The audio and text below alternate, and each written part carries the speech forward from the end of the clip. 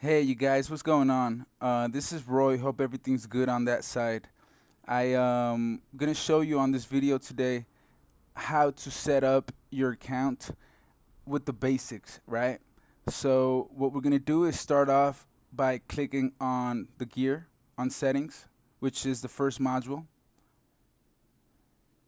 We're gonna start off by going to the store and selecting the store that you want to start setting up. So let's go ahead and start. Whether you have one or two locations, you're just simply going to select the one you want to start setting up. I'm going to do number 2.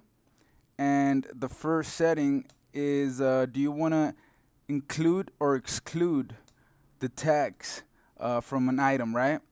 So I'm going to do exclusive, and you're going to go ahead and type in the percentage, the tax percentage in your area, and jump on to the next one. Maximum days allowed for a return. You're gonna type in the maximum days. I put in 30. Most businesses only do 7 days. And then you're gonna jump on next to typing in your store return policy,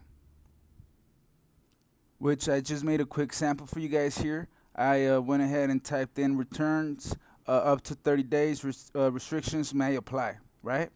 Now, if you jump on to the next one, to the drawer setup, this is where you'll have the option of setting up your drawer shared, meaning everyone goes in and the register pretty much have access to charging a customer, or if it's individual, meaning that every employee or every rep has their own cash register, right?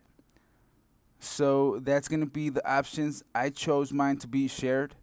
And the next one is going to be the alert for you guys to make a drop when the drawer reaches a certain amount.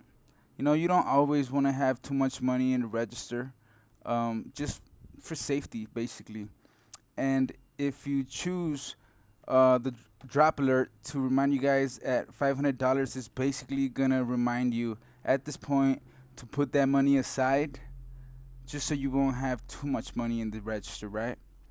And the next one here is gonna ask you if you want to charge the tax based off the full retail price or a final discounted price.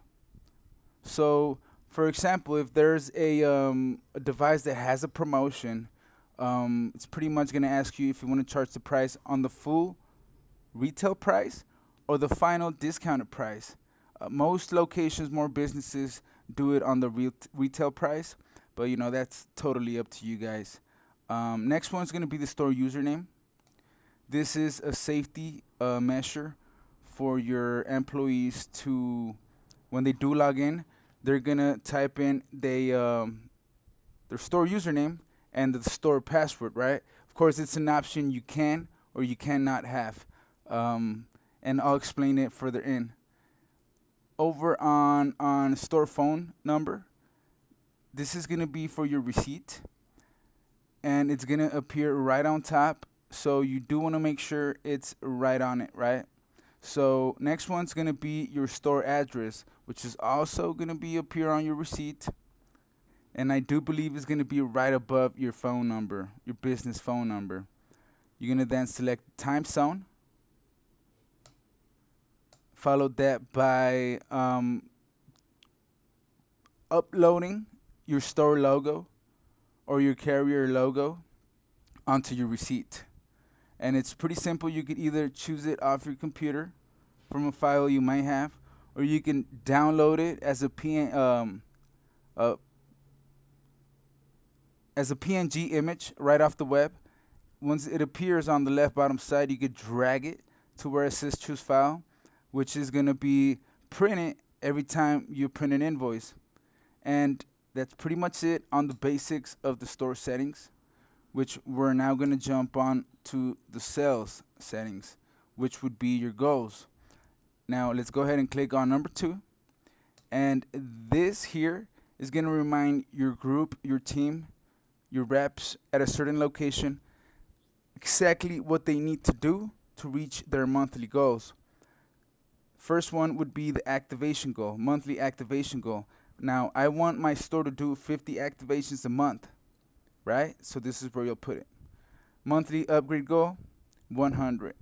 Monthly accessory goal, $200. Keep in mind, that's dollars, guys. Now, monthly service goals, I want my store to do $300 worth of service goals. And monthly repair goals, that's going to be for stores who are also integrating repairs into their business, which you'll have a goal or have the option to give them a goal based on a dollar amount or on a quantity of repairs. Now, this is your company goals, your store goals. We're going to go ahead and take a step back and click next on company. Now, this is going to be your company settings and options for every location, meaning globally, right? So the store username is regarding this one here, the store key, of course. You could have it on or you could have it off. It's a safety measure for your employees to not access mistakenly a location that they shouldn't be working off, of course, by error. The next one here is asking if you want to exempt the tax at the point of sale. So basically, if you don't want to charge tax to a certain customer on an invoice, you guys will have the option to get rid of the tax by clicking yes. And at the very end of an invoice is where you'll have that option. Of course, there will be a video on it. This is just where it helps you control that measure, right? Now, enable split tax option.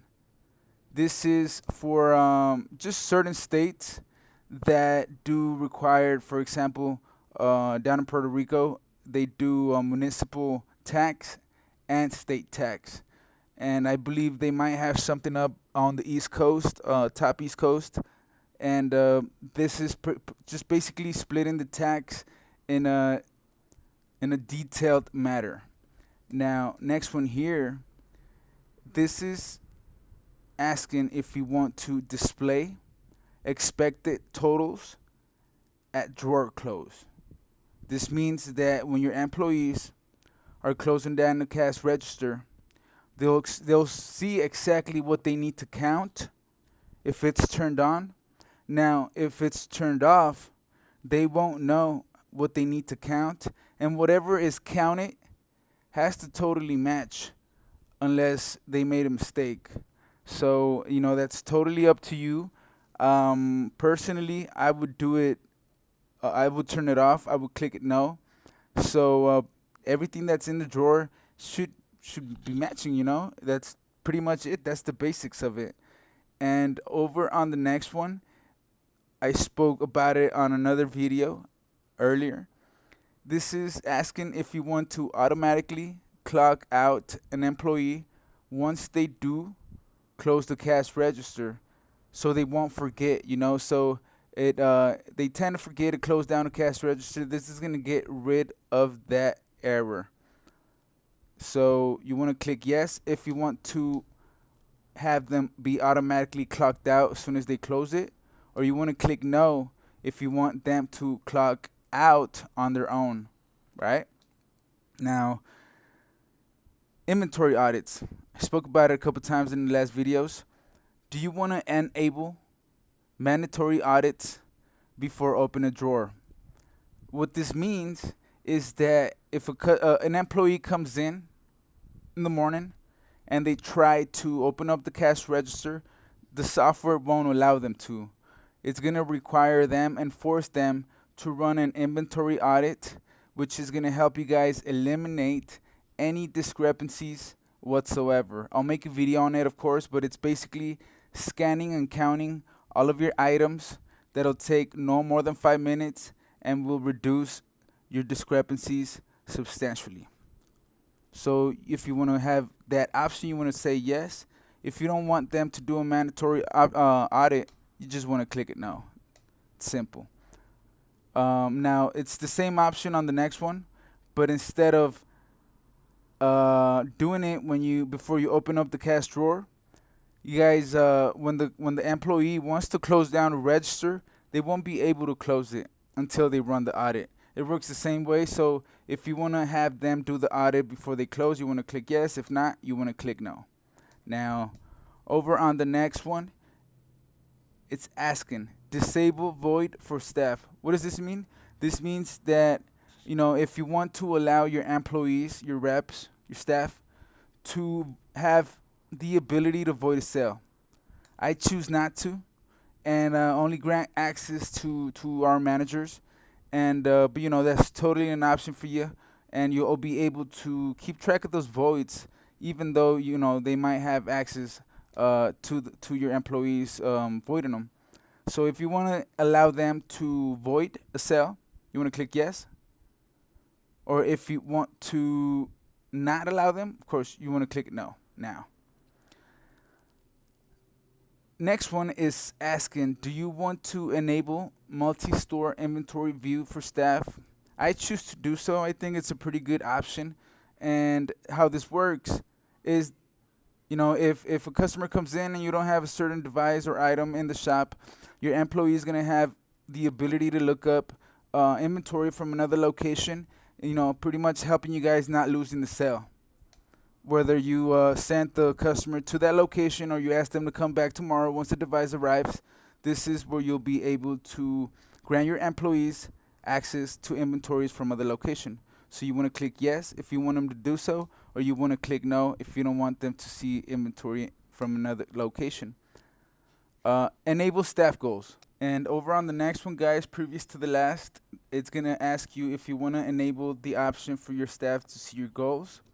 If you want them to see their goals, their personal goals, you want to click yes. It's pretty basic. If you don't want them to see their goals, you want to click no.